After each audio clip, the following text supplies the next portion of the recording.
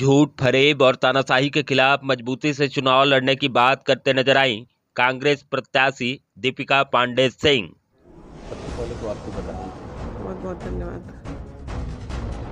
BJP प्रत्याशी निशिकांत दुबे के खिलाफ चुनावी मैदान में उतरी महागठबंधन प्रत्याशी दीपिका पांडे को मजबूत इरादे के साथ चुनाव लड़ने की बात करते देखा गया। देखिए, टिकट बहुत बड़ी जिम्मेदारी है।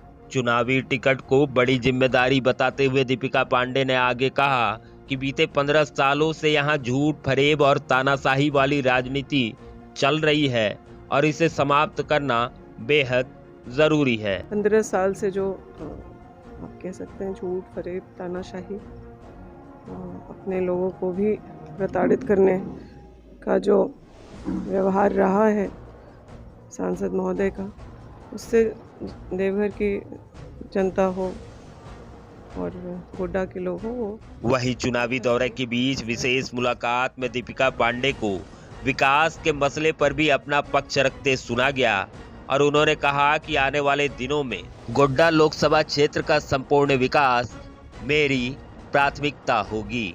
जो विकास का पहिया बहुत तेज़ी से घूम सकता था, 15 साल में बहुत सारे काम अब भी पेंडिंग दिखते हैं। तो उन सब चीज़ों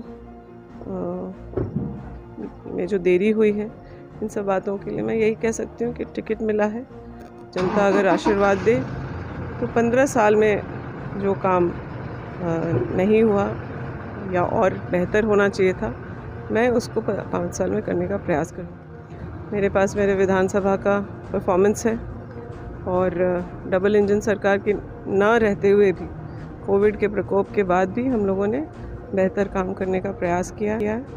बल्कि यही नहीं, बल्कि जो सांसद महोदय के कोटे का काम था उसको भी धरती पर उतारने का काम, या तो कभी सड़क में जो नाली थे उसमें स्नान करने की बात हो, चाहे 300 बेड अस्पताल जो CSR के फंड से अब तक बन के और सबसे अंत में दीपिका पांडे को टिकट मिलने के बाद अपने संगठन, पार्टी और कार्यकर्ताओं को धन्यवाद ज्ञापित करते सुना गया। वहीं उनको टिकट मिलने के बाद पार्टी में मची नाराजगी के मसले पर भी अपनी बात रखते सुना गया। के बाद कहीं ये नाराजगी वाला मसला है। देखिए, गोड्डा लोकसभा के लिए जो भी दावेदार थे, चाहे वो फुरकान चाचा हों, चाहे प्रदीप जी हों, बीच में अन्य लोगों का भी नाम आता था, सभी प्रबल दावेदार हैं और सभी का केस बहुत स्ट्रॉन्ग है। सभी अपने अपने कैपेसिटी में बहुत सक्षम, अनुभवी लीडर्स हैं। उसमें सबसे कम अनुभव तो मेरा ही है।